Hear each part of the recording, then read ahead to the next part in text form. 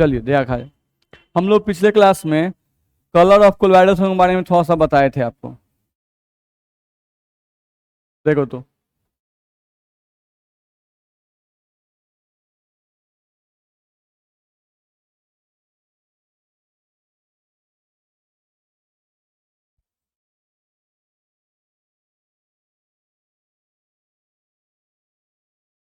Colour of colloidal solution में हम पहला पॉइंट आपको बताए थे ना।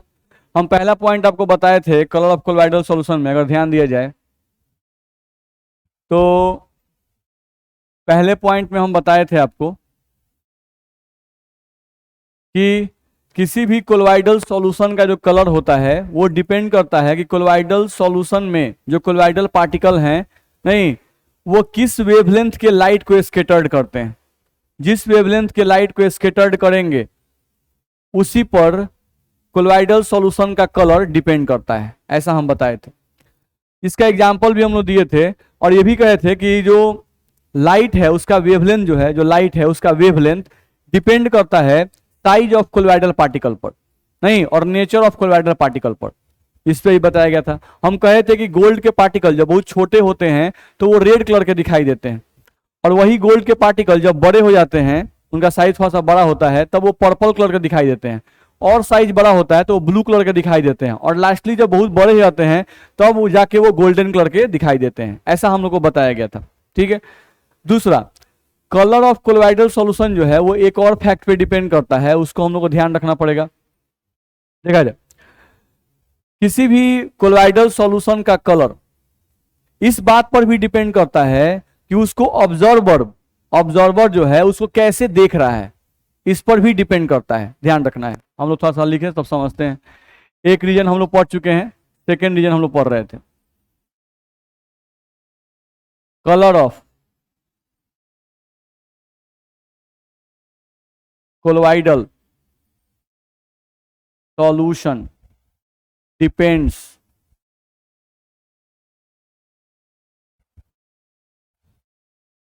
color of colloidal solution depends upon the observer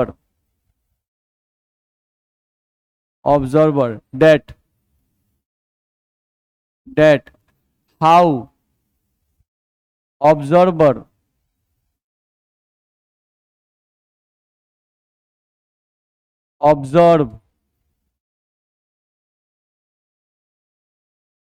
observer observe the lights emitted by colloidal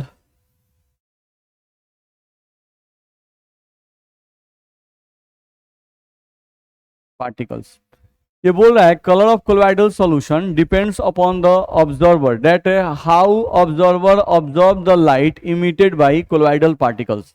नहीं, यानी आप कोलॉइडल जो सॉल्यूशन दिया गया है उसको आप कैसे देखते हो, इस पर भी कोलॉइडल सॉल्यूशन का कलर डिपेंड करता है। जैसे एग्जाम्पल में हम लोग को दिया हुआ है, क्या दिया हुआ है, ये बोल रहा है कि जो दूध होता है, दूध और पानी का जो सॉल्यूशन होता है, मिल्क और वाटर का जो सॉल्यूशन होता है, इसको अगर आप रिफ्लेक्टेड लाइट से देखिएगा तो ये आपको रेड कलर का दिखाई देता है, नहीं, और अगर ट्रांसमिटेड लाइट से देखिएगा तो ये आपको ब्लू कलर का दिखाई देगा। ध्यान रखना है, ठीक है। चलो, जैसे मान लो एक बर्तन आप ले लिए, इस बर्तन में आपका वाटर है और प्लस मिल्क है, आपका दूध दिया गया है, ध्यान रखना है, ठीक है। अब इस बर्तन में वाटर और मिल्क दिया हुआ है, अगर आप इस पे लाइट डाल रहे हो, नहीं, और लाइट जो रिफ्लेक्ट कर रहा है, नहीं, तो ये जो रिफ्लेक्टेड लाइट है इससे अगर देखोगे, ये हुआ आपका reflected light.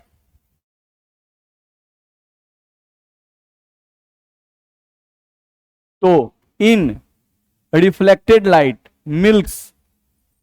Milk looks red in colour. अगर रिफ्लेक्टेड लाइट में देखोगे भाई तो आपका जो मिल्क है वो कैसा दिखाई देगा, रेड कलर का दिखाई देगा। और अगर ट्रांसमिटेड लाइट से देखते हो, जैसे आपका शीशे का ग्लास है, और शीशे के ग्लास में से आप लाइट को फ्लो करवाते हो और लाइट इससे फ्लो करके इधर की तरफ आता है, यानी इसके आर पार। हम बताए थे रिफ्लेक्टेड लाइट का मतलब और ट्रांसमिटेड लाइट का मतलब क्या होता है।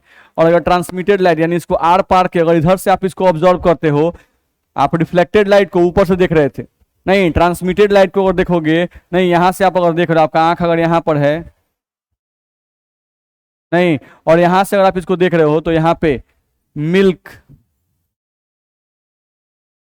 ध्यान रखना है, मिल्क या ऐसा लिखे ट्रांसमिटेड लाइट ज्यादा अच्छा रहेगा।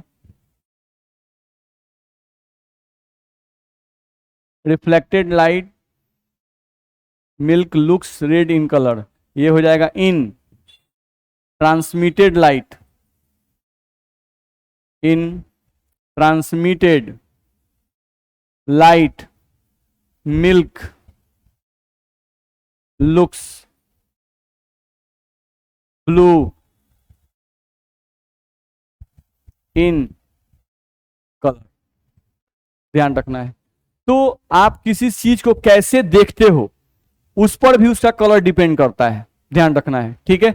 अगर आप रिफ्लेक्टेड लाइट से देखोगे तो मिल्क का कलर कुछ और ही दिखाई देगा, और अगर ट्रांसमिटेड लाइट से देखोगे तो मिल्क का कलर कुछ और ही दिखाई देगा। बात समझ में आ रहा है, ठीक है। तो हम लोग को पूछता है कि कोलोइडल सॉल्यूशन का कलर किन फैक्टर्स पे डिपेंड करता है, नहीं तो आप बताइए। फर्स्ट फैक्टर डिपेंड करता है हम लोगों को कि कोलोइडल पार्टिकल्स का जो स्कैटरिंग ऑफ लाइट होता है उस लाइट के वेवलेंथ पे डिपेंड करता है, और wavelength of light size of particles पे और नेचर ऑफ पार्टिकल पे डिपेंड करता है। जैसे जैसे साइज अगर छोटा रहेगा तो पार्टिकल का कलर कुछ और होगा, साइज बड़ा होगा तो पार्टिकल का कलर चेंज कर जाएगा। एक उस पर डिपेंड करता है wavelength of light scattered by the colloidal particles, ठीक। एक डिपेंड करता है कोई सबस्टांस का कलर आपको देखना है, कोई कोलोइडल सॉल्यूशन का आपको कलर देखना है, तो मिल्क भी एक कोलोइडल सॉल्यूशन है। तो पानी और दूध दोनों को मिला दिए एक कोलोइडल सॉल्यूशन हमारा बन गया। अब इस कोलोइडल सॉल्यूशन कलर देखना है, तो अगर मिल्क और वाटर के सॉल्यूशन को हम रिफ्लेक्टेड लाइट से देखते हैं तो वो रेड कलर का दिखाई देता है, और अगर ट्रांसमिटेड लाइट से देखते हैं तो वो हमें ब्लू कलर का दिखाई देता है। ध्यान रहेगा। चलिए आगे बढ़ते हैं। तो ये हम लोगों का था colour of the colloidal solution. अब देखिए तो कलर ऑफ कोलोइडल सॉल्यूशन के बाद अगला क्या है, ब्राउनियन मूवमेंट। चलिए तो अगला आपका इसमें आता है Brownian movement.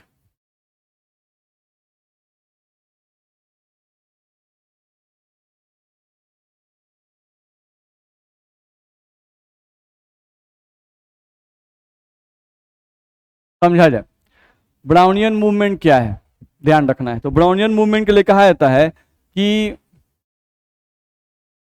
The zigzag motion of the zigzag motion of colloidal particle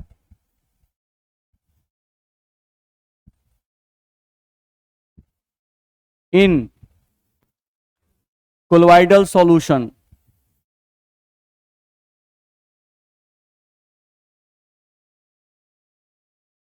is called as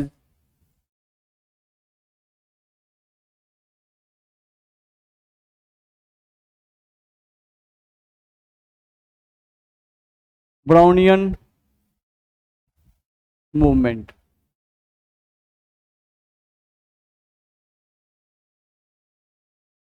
ध्यान रखना है ब्राउनियन मूवमेंट या ब्राउनियन मोशन। तो यहां से हम लोग कहा जाता है कि ब्राउनियन मूवमेंट क्या है या ब्राउनियन मोशन क्या है, ध्यान रखना है। तो the zigzag motion of colloidal particles in colloidal solution is called as Brownian movement. ध्यान रखना है, इसी को हम लोग क्या कहते हैं, ब्राउनियन मूवमेंट। तो जिगजैग मोशन होता है कोलोइडल पार्टिकल का कोलोइडल सॉल्यूशन के अंदर, ठीक है, उसी को हम लोग क्या कहते हैं, ब्राउनियन मूवमेंट। ध्यान रखना है। ये जो ब्राउनियन मूवमेंट है ये एक बोटानिस्ट थे, नहीं एक बोटानिस्ट थे, उन्हीं के द्वारा ये ब्राउनियन मूवमेंट बताया गया था, नहीं ब्रिटिश साइंटिस्ट थे। This movement is firstly scene by, ऐसा बोला जा सकता है, this movement was firstly scene by A British seen by a British botanist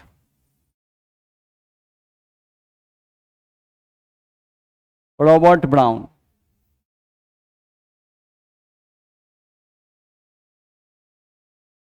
ध्यान रखना है, ये जो हम लोगों का ब्राउनियन मूवमेंट है, ये सबसे पहले देखा जाए तो this movement was firstly seen by a British botanist Robert Brown. ध्यान रखना है, ठीक है, उन्हीं के द्वारा देखा गया था, इसीलिए उन्हीं के नाम पर इसका नाम पड़ गया ब्राउनियन मूवमेंट। ध्यान रखना है, ठीक है।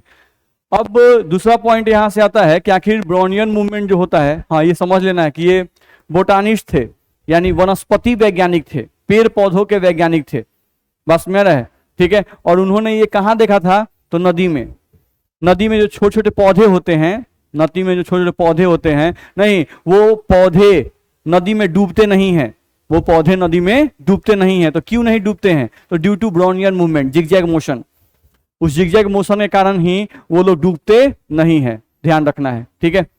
चलो अगले पॉइंट पे आए तो समझते हैं कि जो ब्राउनियन मूवमेंट था इसका कारण क्या है, बोलिए कैसा होता है। जिगजैग मोशन का मतलब होता है कि अप गया, एक ही पार्टिकल अप गया, नहीं यही पार्टिकल डाउन भी जा सकता है, यही पार्टिकल इधर भी जा सकता है, यही पार्टिकल इधर भी जा सकता है, यही पार्टिकल इधर जा सकता है, यही पार्टिकल यहां से ऐसे भी मूवमेंट कर सकता है, ऐसे मूवमेंट कर सकता है, नहीं यानी कैसे भी, जिगजैग मोशन का मतलब रैंडम मोशन, कैसे भी ये मोशन कर सकता है, बस मेरा जिगजैग मोशन। अब क्या कारण है, cause of Brownian motion, Brownian motion का क्या कारण है वो समझा जाए।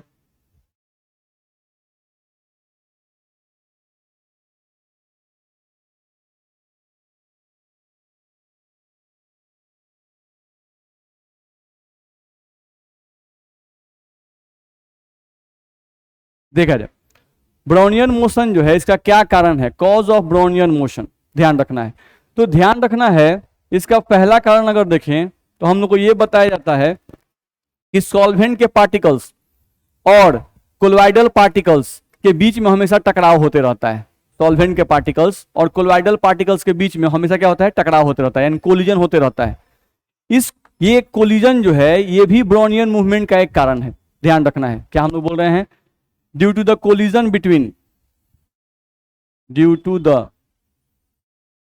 Collision, due to the collision between,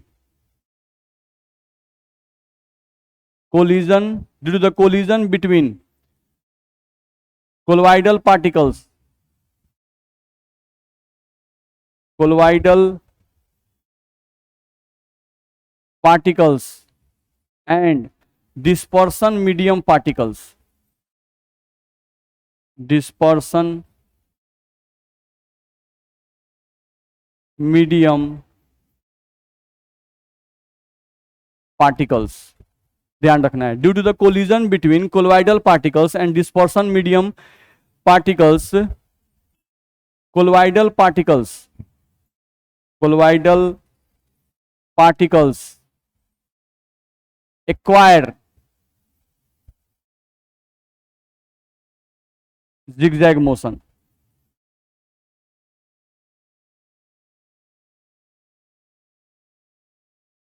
समझना है, यहां से कहा गया कि due to the collision between colloidal particles and dispersion medium particles, colloidal particles acquire zigzag motion, ये जिगजैग मोशन एक्वायर कर लेते हैं। ध्यान रखना है, जो आपके डिस्पर्सन मीडियम यानी सॉल्वेंट के जो पार्टिकल्स होते हैं इनकी काइनेटिक एनर्जी ज्यादा होती है। ध्यान रखना है, ठीक है।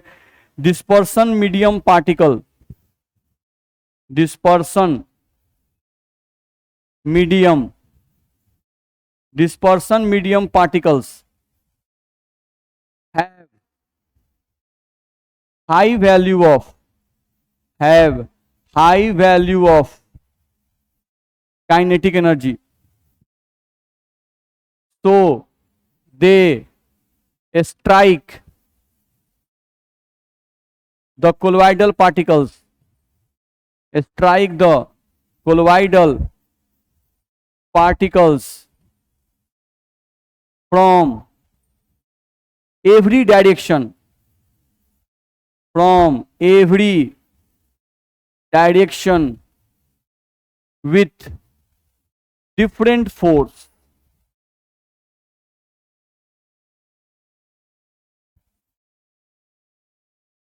ठीक है, होता क्या है समझो।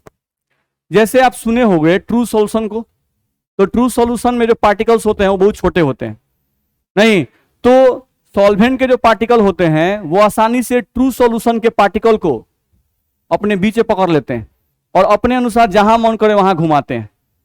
ऐसा कब होता है? जब ट्रू सॉल्यूशन के पार्टिकल होते हैं तब। अब क्या होता है, कोलॉइडल सॉल्यूशन के जो पार्टिकल होते हैं बड़े होते हैं, नहीं ट्रू सॉल्यूशन के रिस्पेक्ट में बड़े होते हैं। इनका साइज 1 नैनोमीटर से 1000 नैनोमीटर के बीच में पाया जाता है। ठीक है, तो अब होता क्या है कि जो सॉल्वेंट के पार्टिकल हैं वो चाहते हैं कि जैसे ट्रू सॉल्यूशन के पार्टिकल को हम पकड़ लिए थे, नहीं इनको भी हम पकड़ लें और अपने अनुसार रोटेट करें। लेकिन जैसे ही ये पकड़ने जाते हैं, नहीं पकड़ने गए तो ये भारी होते हैं, बस में आया, तो ये गए नहीं और जाकर उसको धक्का मारे पकड़ना चाहे, लेकिन क्या हुआ, छूट गए। क्या हुआ, छूट गया। अब नीचे से कोई पार्टिकल है जो आया, उनको धक्का मार, तो हम चलते हैं नीचे से आकर पकड़ लेते हैं, वो उनको धक्का मारा, नहीं तो उससे भी नहीं पकड़ा, थोड़ा सा कॉरिडोर ऊपर गए लेकिन वो पकड़ नहीं पाए। मेरी बात समझ में आ रही है? नहीं, यानी कि डिस्पर्सन मीडियम के पार्टिकल कोलॉइडल पार्टिकल्स को पकड़ना चाहते हैं और उस पकड़ने के दौरान वो बार बार उससे टकराते हैं, नहीं सोचते हैं चलो ऊपर से पकड़ के देखते हैं, नहीं कल नीचे वाला कौन पार्टिकल आकर मार दिया, नहीं। इस कारण से क्या होता है कि वो कभी ऊपर कभी नीचे कभी दाएं कभी बाएं मूव करते रहते हैं। बस में आ रहा है? देखो सस्पेंशन के जो पार्टिकल होते हैं ध्यान रखना, वो बहुत भारी होते हैं, नहीं सस्पेंशन के पार्टिकल बहुत भारी होते हैं। तो सॉल्वेंट के पार्टिकल सस्पेंशन के पार्टिकल को पकड़ने गए, लेकिन उनको लग जाता है कि ये हमारे बस का बात नहीं है, इनको हम नहीं पकड़ सकते हैं, नहीं तो वो पकड़े, फिर देखते हैं कहा कि नहीं ये बहुत भारी है, ये तो पकड़ाएगा ही नहीं, तो वो छूट गया। लेकिन एक चीज लगता है ना कि अरे हम इसको उठा सकते हैं ना, हम इसको पकड़ सकते हैं, लगता है, नहीं कुछ देर के लिए उसको पकड़े, कुछ देर के लिए उठाए, फिर लगा कि ना इतना भारी हो रहा है तो छोड़ दिया, कुछ देर छोड़ दिए। तो होता क्या है इसमें भी कि सॉल्वेंट पार्टिकल से मूव किया, कोलॉइडल पार्टिकल को पकड़ा और पकड़े कुछ देर तक ले गया, लेकिन उसको लगा भारी है फिर छोड़ दिया। तब तक नीचे से कोई आया, वो भी उसको कुछ देर पकड़ा, उठाया कुछ देर ऊपर ले गया, फिर छोड़ दिया। मेरी बात समझ में आ रही है? नहीं तो कुछ सामान ऐसा होता है ना, हमको लगता है कि हम इसको उठा लेंगे, नहीं उठा भी लिए, उठाए कुछ दूर तक ले गए, फिर लग रहा है ना ये तो ढेरे भारी है जी, इसको अलग सा किया जाए छोड़ दिया जाए, तब छोड़े तब दूसरा कोई पकड़ लिया, नहीं तो वो उसको किसी और दिशा में लेके जाने लगा। मेरी बात समझ में आ रही है? नहीं तो इस कारण से ये जिगजैग मोशन इनमें होने लगता है, एक कारण ये होता है। दूसरा कारण क्या होता है, सोचो हम लोग बताए हुए हैं कि कोई भी जो कोलॉइडल सॉल्यूशन होता है, कोई भी जो कोलॉइडल सॉल्यूशन होता है, इसमें जनरली जो कोलॉइडल पार्टिकल होते हैं भाई,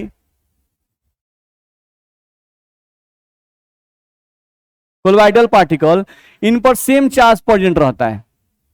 क्या प्रेजेंट रहता है? सेम चार्ज प्रेजेंट रहता है। ठीक है, तो अगर इन पर सेम चार्ज प्रेजेंट है, एक ही सॉल्वेंट में सब हैं, नहीं तो मान लो कि सॉल्वेंट के पार्टिकल, ये सॉल्वेंट का पार्टिकल है, ये इधर से गया इसे टकराया, तो ये इससे टकराया तो इसके कारण ये इधर गया, गया ना। तो क्या कोलॉइडल पार्टिकल आपस में टकराते होंगे? नहीं टकराते होंगे? टकराते होंगे। कोलॉइडल पार्टिकल भी आपस में टकराते हैं, लेकिन ये आपस में चिपक नहीं पाते हैं क्योंकि सभी कोलॉइडल पार्टिकल पर सेम चार्ज प्रेजेंट है, नहीं तो एक तो बोला गया due to collision between colloidal particles and dispersion medium particle, and also यहां पर दूसरा पॉइंट भी आता है, also due to collision between colloidal particles, colloidal particle भी आपस में टकराते रहते हैं, नहीं अब जैसे ही ये नजदीक गया पहले उसको लगा कि नहीं नहीं नहीं तो प्लस चार्ज है, फिर दूर भागा, नहीं तो इस कारण से नजदीक भी गया। कब नजदीक गया? जब सॉल्वेंट पार्टिकल धक्का मारा तो नजदीक गया, जब सेम चार्ज दिखाई दिया तो दूर भागा।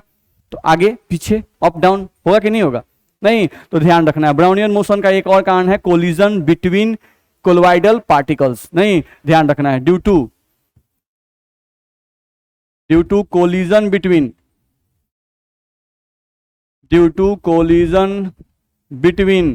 कोलॉइडल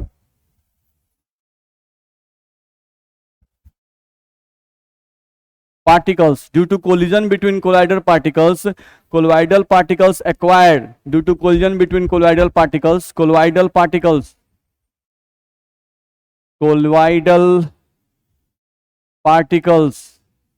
acquired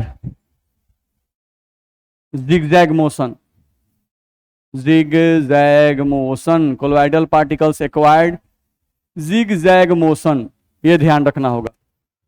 इतना में दिक्कत है नहीं, तो ये हम लोग को ध्यान रखना पड़ेगा, कोलॉइडल पार्टिकल्स में जिगजैग मोशन का क्या कारण होता है, ध्यान रखना है। दूसरे पॉइंट पे आते हैं। दूसरा पॉइंट ये समझना है कि कोलॉइडल पार्टिकल जिगजैग मोशन करते हैं, ठीक है। अब ये ध्यान रखना है कि कोई भी कोलॉइडल पार्टिकल हो, चाहे वो कोई भी कोलॉइडल पार्टिकल हो, वो सब ब्राउनियन मोशन दिखाते हैं। यानी कि ब्राउनियन मोशन कोलॉइडल पार्टिकल के नेचर पे डिपेंड नहीं करता है।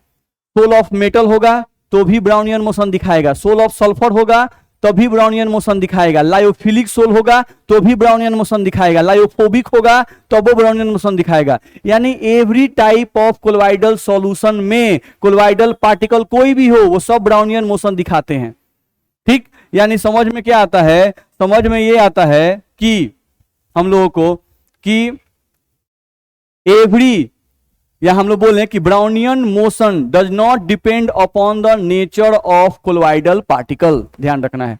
Brownian motion, Brownian motion does not depend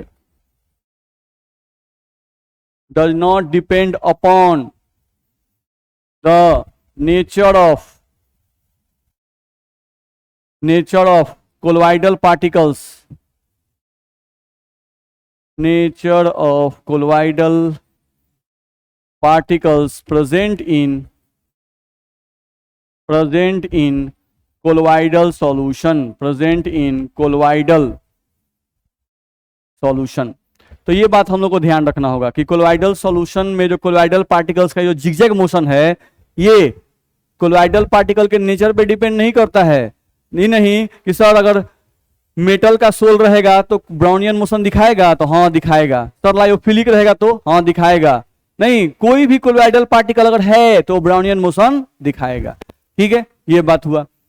दूसरा बात हम लोग को ध्यान रखना है कि ब्राउनियन मोशन जो है ये डिपेंड करता है शेप पर और साइज पर।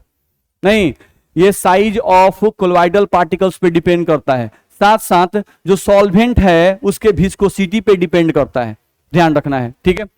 हम लोग को ध्यान रखना है Brownian motion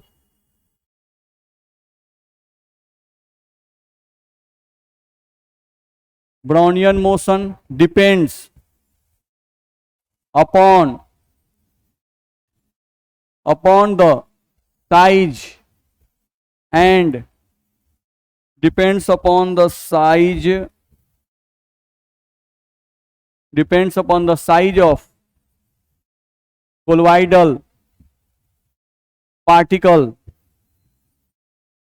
and viscosity of dispersion medium।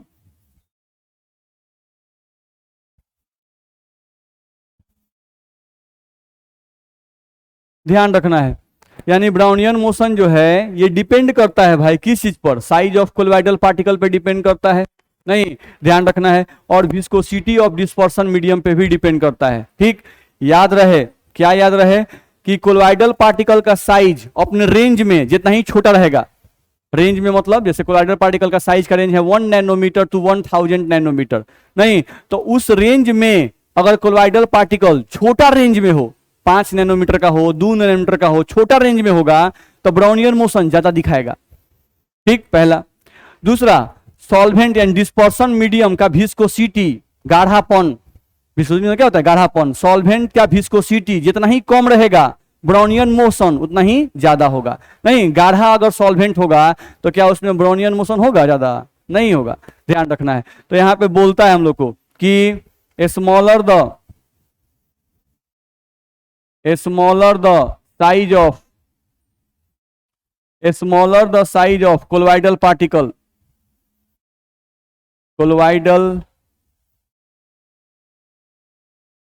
particles and lesser is the viscosity of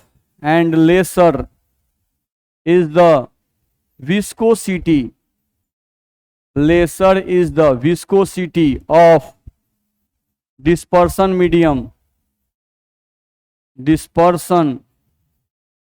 medium, ध्यान रखना है।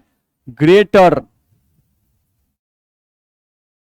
Is the Brownian motion, greater is the Brownian motion,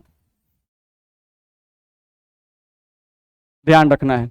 ठीक है, तो यहां से अगर कोई बोलता है कि smaller the size of colloidal particle, colloidal particle जितने ही छोटे रहेंगे, नहीं, and lesser is the viscosity of dispersion medium, नहीं, और डिस्पर्सन मीडियम का विस्कोसिटी जितना ही कम रहेगा, greater is the Brownian motion, नहीं, ब्राउनियन मोशन उतना ही ज्यादा होगा। तो ये बात भी ध्यान रखने वाली चीज है।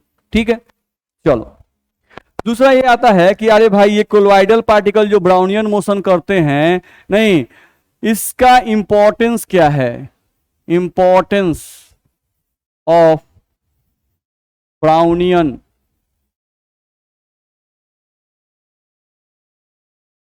मोशन, ये जो ब्राउनियन मोशन है इसका क्या इंपॉर्टेंस है, ध्यान रखना है। ठीक है, तो इंपॉर्टेंस ये है कि ध्यान रखना है, ये जो ब्राउनियन मोशन होता है, जो जिगजैग मोशन है कोलॉइडल पार्टिकल्स का, ये ग्रेविटेशनल फोर्स का अपोज करता है। नहीं, ध्यान रखना है, हम लोग क्या ध्यान रखना है यहां से कि Brownian motion, Brownian motion of colloidal particle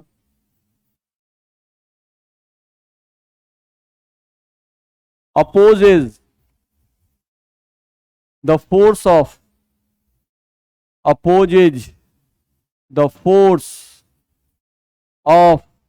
gravity,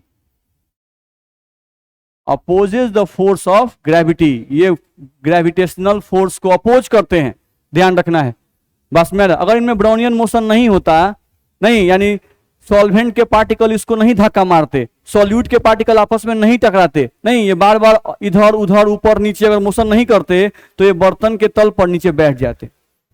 बस मेरा इस ब्राउनियन मोशन के कारण ही इनमें सेटलिंग टेंडेंसी नहीं पाई जाती है। अगर ब्राउनियन मोशन नहीं रहे तो ये तुरंत सेटल्ड कर जाएंगे, ध्यान रखना है। तो वही बोल रहा है कि Brownian motion of colloidal particles opposes the force of gravity, due to this reason the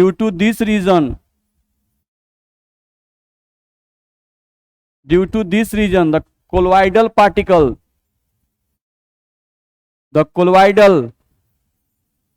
particles do not settled down under the force of gravity, under the force of gravity, यानी ये ग्रेविटी के force में settle down नहीं होते हैं, बैठते नहीं हैं। उसका मेन कारण क्या है? Brownian motion. इसमें दिक्कत है? ब्राउनियन मोशन समझ में आया? ठीक है, चलो अगला पॉइंट बोलिए sir. Charge on colloidal particles देखा जाए, ये भी बड़ा इंपॉर्टेंट चीज है।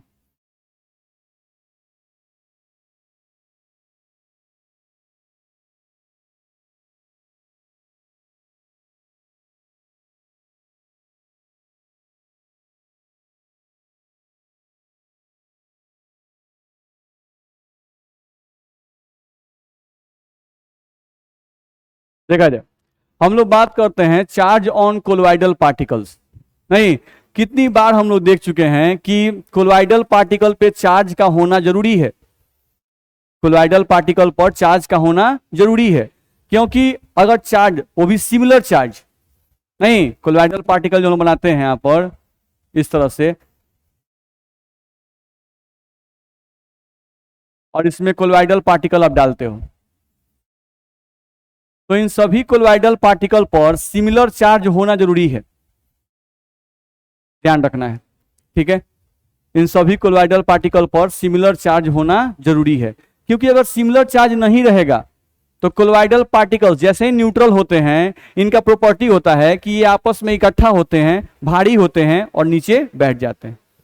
बस मेरा है, तो कोलॉइडल पार्टिकल्स के ही फॉर्म में रहें, इसके लिए जरूरी है कि कोलॉइडल पार्टिकल्स पर सेम चार्ज प्रेजेंट रहे।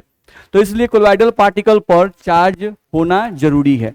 अब कोलॉइडल पार्टिकल पे चार्ज कैसे डेवलप होता है, नहीं, origin of charge on colloidal particle, ये हम लोग को समझना है। नहीं, चार्ज ऑन कोलॉइडल पार्टिकल्स ऐसी को बोलते हैं origin of charge, origin of charge on colloidal particles. अब कोलॉइडल पार्टिकल्स जो हैं इन पे चार्ज का ओरिजिन कैसे होता है भाई, सवाल यही है, नहीं समझते हैं। तो एक तो हम लोग को बताया जाता है सबसे फर्स्ट मेथड, नहीं सबसे पहला तरीका क्या है, देखो हम एक मेथड पढ़े थे, हम लोग एक मेथड पढ़े थे ब्रीडिंग आर्क मेथड। हम बताए थे कि जो मेटल होते हैं वो जनरली, मान लो सोने का प्लेट है, एक सोने का प्लेट है, तो सोने के प्लेट को कोलॉइडल पार्टिकल के रेंज में तोड़ना है।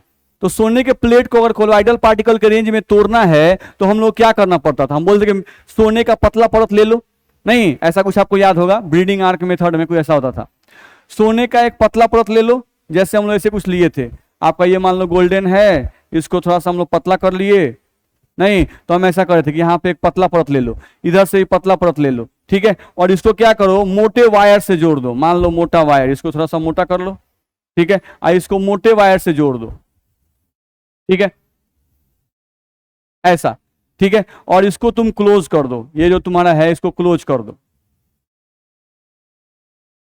इस तरह से, इसमें तुम सॉल्वेंट भरे हुए हो, ध्यान रखना है।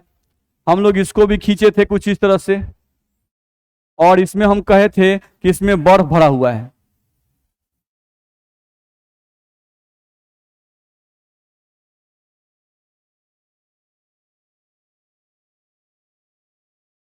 भरा हुआ है, नहीं। अब हम क्या बोलते थे, ब्रीडिंग आर्क मेथड जो हम लोग पढ़े हैं पहले, उसमें कहे थे कि हम लोग इस वायर के द्वारा हाई वोल्टेज सप्लाई करते हैं। अगर हाई वोल्टेज सप्लाई करेंगे तो ये जो पतले मेटल के कॉइल दिख रहे हैं ये क्या हो जाएंगे, जल जाएंगे, जलेंगे तो वेपोराइज करेंगे, नहीं जब ये वेपोराइज करेंगे तो इनका वेपर, जब ये वेपोराइज करेंगे तो इनका वेपर, नहीं हम लोग का बनेगा, ये गोल्ड के वेपर हैं, नहीं। अब ये वेपर जो हैं जो बनते हैं ये कोलॉइडल पार्टिकल के रेंज में होते हैं, किसके रेंज में होते हैं, कोलॉइडल पार्टिकल रेंज में। अब यहां जो बर्फ आपका लगा हुआ है भाई, ये बर्फ इन वेपर को, बर्तन बंद है तो वेपर तो बाहर निकलेगा नहीं, नहीं। अब ये साइड में जो बर्फ लगे हुए हैं वो क्या करेंगे, इस वेपर को कंडेंस्ड करके नीचे गिरा देंगे, गिराएंगे ना, नहीं। तो अब सोचो कि ये नीचे गिर गए, अब ये कोलॉइडल पार्टिकल जो है, ये कोलॉइडल पार्टिकल जो आपको दिखाई दे रहे हैं, इन कोलॉइडल पार्टिकल पर भी चार्ज प्रेजेंट हो जाता है। कैसे प्रेजेंट होता है समझो, जैसे कोई भी, जैसे मेटालिक प्लेट तुम लेते हो, ध्यान समझो, कोई भी मेटालिक प्लेट लेते हो तो इसमें मान लो गोल्ड का है, ये किसका है, गोल्ड का, एयू का है, ठीक है। अब इसमें गोल्ड के बहुत सारे एटम होते हैं,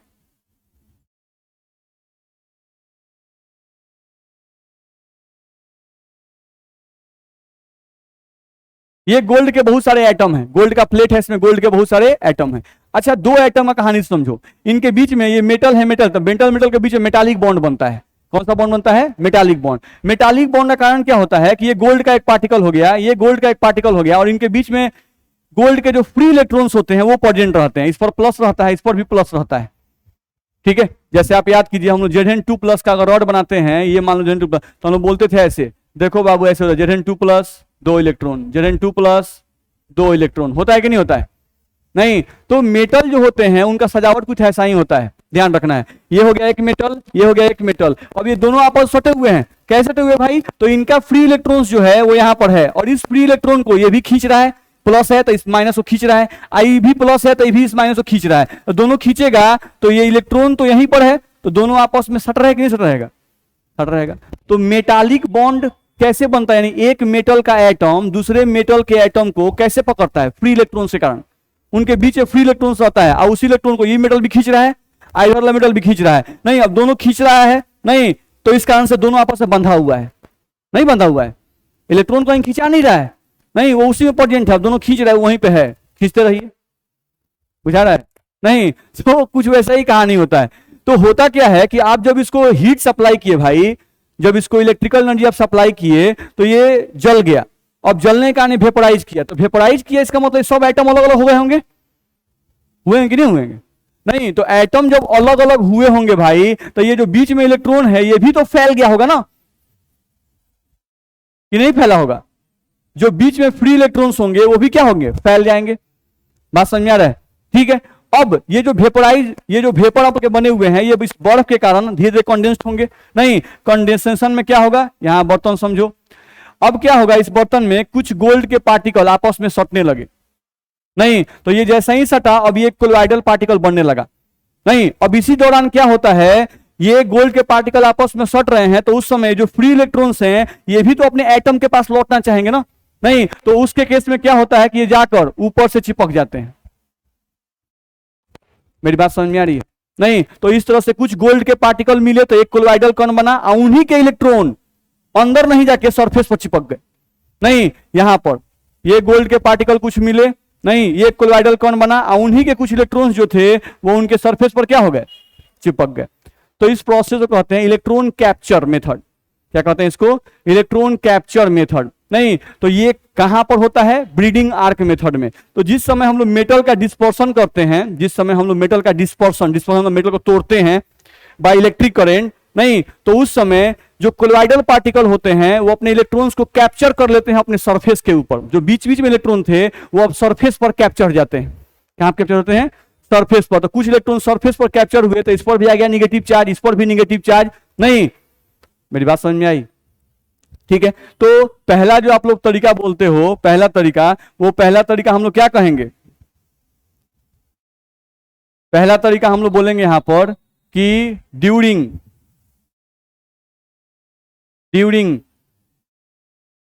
electro dispersion, during electro dispersion of metal colloidal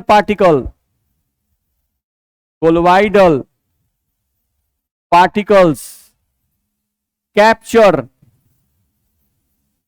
CAPTURE capture their